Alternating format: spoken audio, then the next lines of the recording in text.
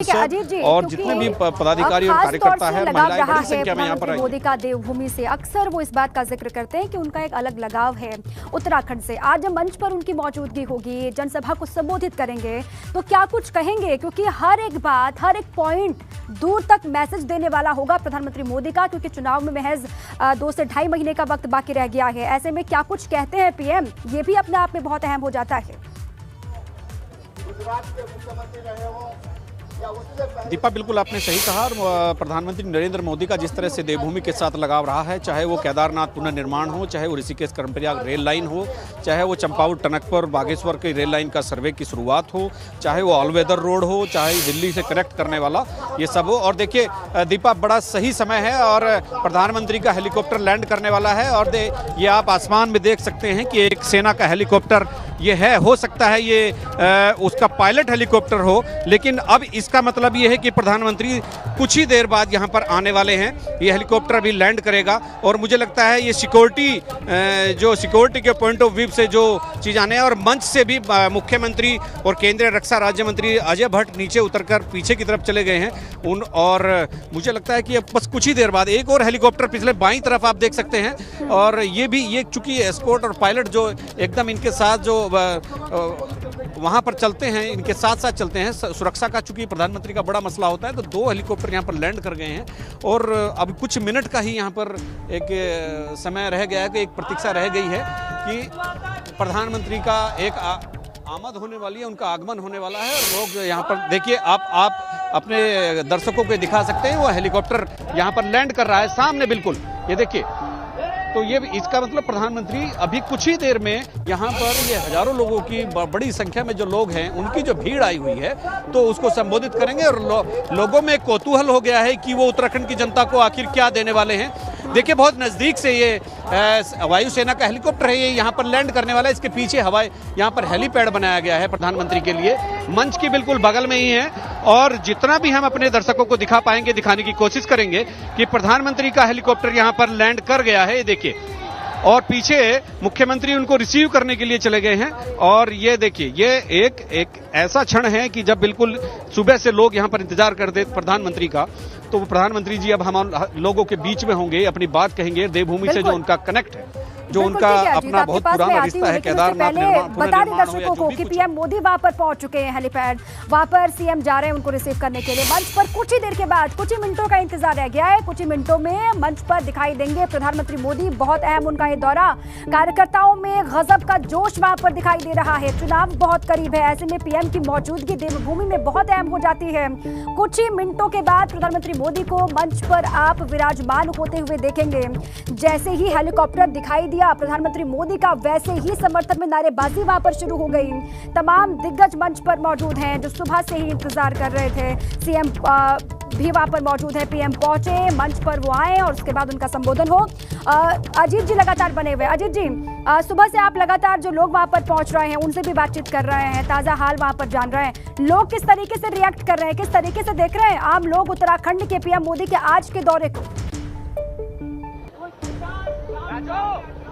दीपा, देखिए बिल्कुल, और इस रैली को लेकर के भारतीय जनता पार्टी और सरकार ने जिस तरह की ताकत झोंकी थी, और इस रैली के लिए 18,000 करोड़ की 18 परियोजनाओं का जो एक तैयारी की थी, खाका खींचा था, उसको देखने के लिए, प्रधानमंत्री को सुनने के लिए यहाँ पर बड़ी संख्या में लोग जुटे हैं। और चूंकि ये परेड ग्राउंड ऐतिहासिक रैलियों का गवाह रहा है, ये 50 साल से 60 साल, पिछले 60 साल से जब से लोकतंत्र की स्थापना हुई, तब से इंदिरा गांधी से लेकर के, और यहाँ पर अटल बिहारी वाजपेयी, लाल कृष्ण आडवाणी, तमाम ऐसे बड़े लोग यहाँ पर रहे हैं जिनका ये गवाह है, जिनकी रैलियों में जुटे जन सैलाब का ये गवाह है। और आज आप देख सकते हैं कि एक भारी संख्या में यहाँ पर प्रधानमंत्री को सुनने के लिए लोग जुटे हैं। और अभी एक के बाद एक हेलीकॉप्टर यहाँ पर, चूंकि इस समय एक और हेलीकॉप्टर आया है, चूंकि पीछे से पता नहीं चल रहा है कि प्रधानमंत्री कौन से हेलीकॉप्टर से यहाँ पर आए हैं। मुझे लगता है कि यही हेलीकॉप्टर है कि जिसमें प्रधानमंत्री लैंड करने वाले हैं। और बड़ी संख्या में लोग यहाँ पर उनको सुनने के लिए जुटे हुए हैं।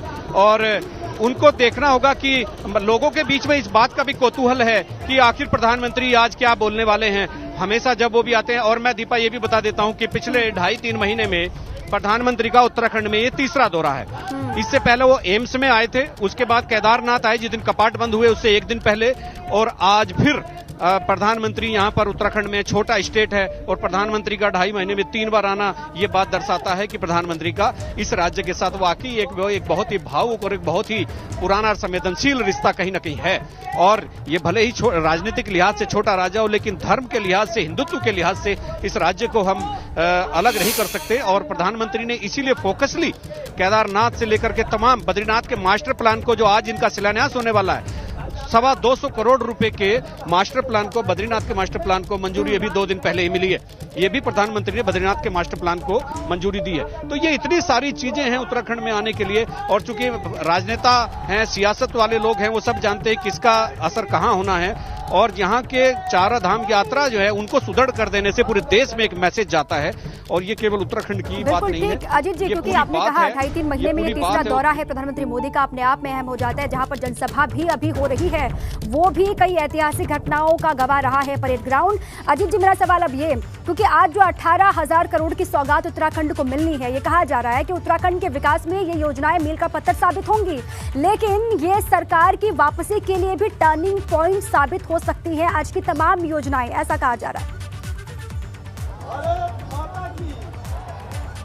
बिल्कुल, देखिए, भारतीय जनता पार्टी के नेता लगातार ये दावा कर रहे हैं, सरकार के नुमाइंदे, सरकार के मंत्री ये दावा कर रहे हैं कि आज की जो परियोजनाएं और लोकार्पण की जो ये कार्यक्रम हो रहा है, ये वाकई मील का पत्थर साबित होगा इस राज्य के विकास के लिए भी और भारतीय जनता पार्टी को सत्ता में वापस लाने के लिए भी। चूंकि यहाँ पर भारतीय जनता पार्टी 3 मुख्यमंत्रियों को बदल चुकी है, तो ये 3 परिवर्तन, ये भारतीय जनता पार्टी के भीतर जो एक हलचल मची हुई है, तो उसको शांत करने के लिए ये एक विकल्प माना जा सकता है कि प्रधानमंत्री बार बार यहाँ पर आकर जनता को ये समझाने की कोशिश कर रहे हैं कि इस राज्य का अगर कोई विकास कर सकता है तो वो केवल भारतीय जनता पार्टी कर सकती है, इस राज्य को सुरक्षित रख सकती है। क्योंकि यहाँ पर आपको मैं बता दूं कि 350 किलोमीटर से ज्यादा की सरहद चाइना और नेपाल से मिली हुई है और वो भी एक बड़ा संवेदनशील इशू है। जिस तरह से बॉर्डर पर सड़कों बनाने के लिए जो काम हुआ है इस सरकार में, तो वो भी एक बहुत ही महत्वपूर्ण बात है और वही सब चीज जनता को बताने में अपना करेंगे, तो वो एक एक करके सारी चीजें गिनाएंगे और वो जनता से फिर ये अपील भी करेंगे कि विधानसभा चुनाव जो आ रहा है